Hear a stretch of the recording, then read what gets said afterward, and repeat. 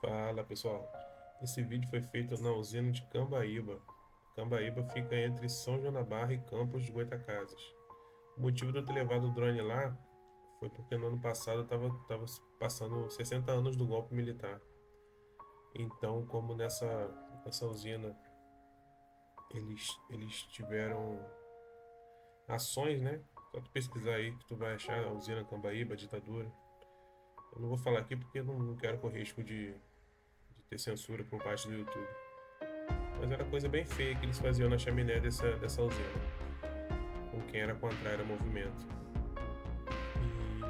E a parte superior, a parte mais alta da usina, que vocês estão vendo na imagem, tem 90 metros de altura.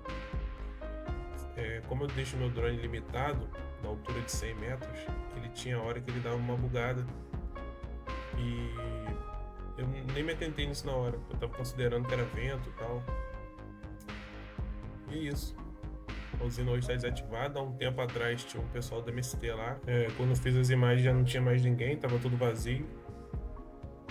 Tem uma comunidade lá em frente com acho que sei lá, umas 100 pessoas no máximo, 50 casas. E foi tranquilo, parei o carro, subi o drone. O drone que eu usei foi o FIME X8SE V2 2022. Consegue fazer uma imagem legal. Tá vendo que eu tô tentando voar, mas como eu tava limitado a 100 metros, ele fica com esse teto aí. E essa imagem foi usada pela historiadora Rafaela Machado para fazer um vídeo especial sobre a data também. Como eu tinha essa imagem aqui no computador, eu tô liberando espaço, aí eu não quis deletar ela simplesmente, estou aqui colocando no YouTube, né? De forma para mais para guardar mesmo, acervo pessoal.